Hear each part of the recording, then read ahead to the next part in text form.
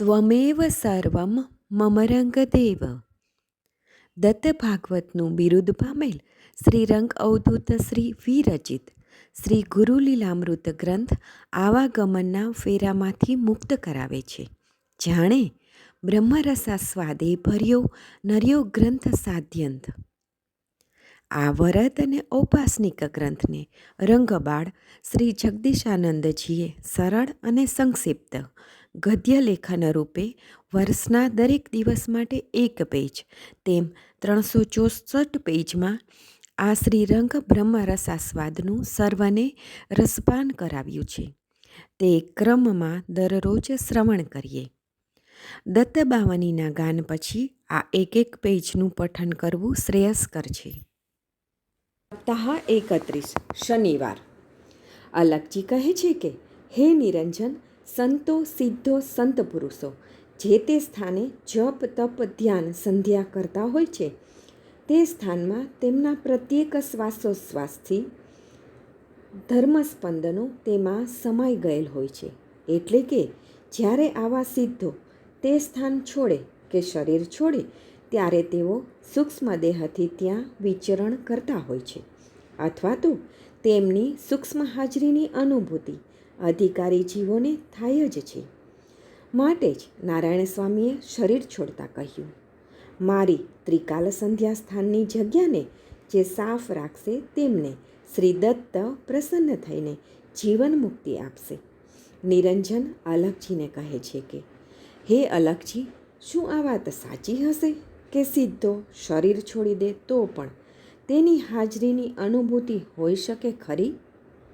અલગજી કહે છે કે નિરંજન, આ શ્રદ્ધાનો અને દ્રઢ નિષ્ઠાથી કરેલી સેવા સમર્પિત ભાવની અનુભૂતિની વાત છે. ચાલ જરા ધ્યાન આપ. તને આવા સિદ્ધોના શરીર હોવા છતાંય જે તે સમયે સ્થાનની બહાર દૂર જતાં પણ તેની હાજરીની અનુભૂતિની થાય તેની વાત કરું. સાંભળ. ભગવાન શ્રી રંગાવધૂતજીએ સાતગામના સ્મશાન તેવા ઘોર જંગલમાં પોતાની સાધના શરૂ કરી હતી. પોતે સાધના કરવા ગુફામાં બેસતા. સ્થાનની સફાઈ માટે એક મોરાર નામનો માછીનો છોકરો આવતો હતો.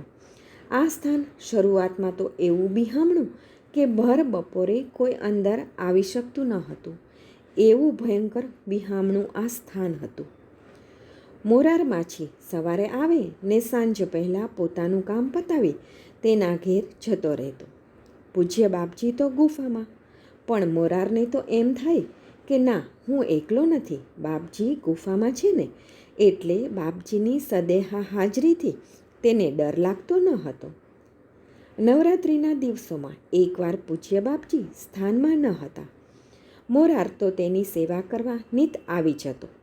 મોરારે તો ગુફાની આસપાસ સફાઈ કરતા ગુફાના દરવાજા પર જોયું તો તાળું મારેલું હતું. તેને તો એકલતા ને જંગલને કારણે ફફડાટ ચાલુ થઈ ગયો. આખા શરીરે ધ્રુજવા લાગ્યો. અરે રે, આ ભયંકર જંગલ અને હું પાછો એકલો! બાપજી તો છે જ નહીં.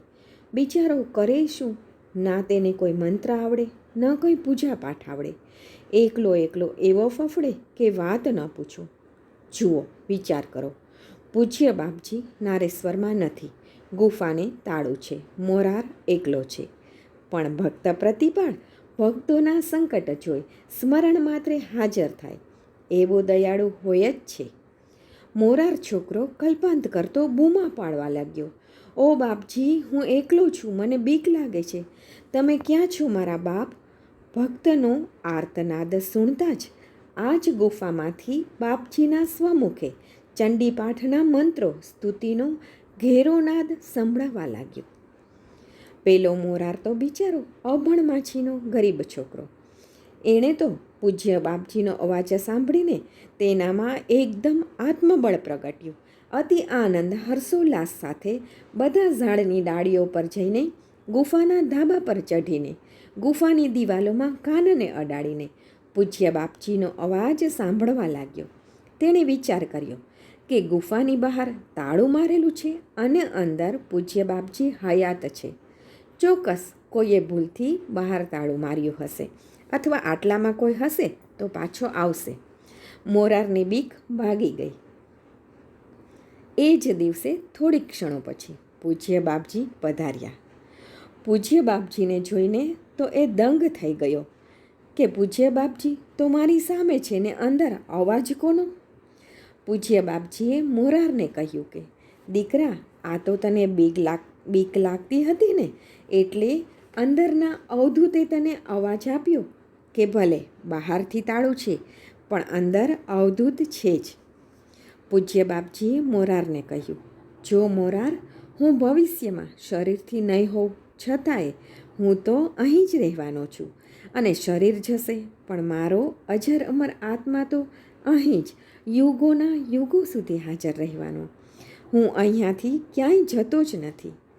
આમ સિદ્ધોની સાધનાના સ્પંદનોથી તેઓ સ્થૂળે નહીં તો સૂક્ષ્મે હાજર હોય જ છે.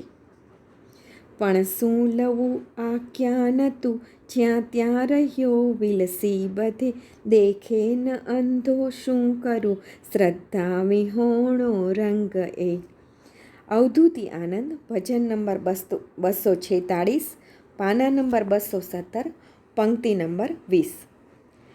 નિર્ગુણ હું આ રૂપથી થયો સગુણ સ્વરૂપ, ભક્ત રક્ષણ કારણે ધરી રૂપ અનુપ. શ્રી ગુરુ લીલામૃત, અધ્યાય 18, દોહરો 103.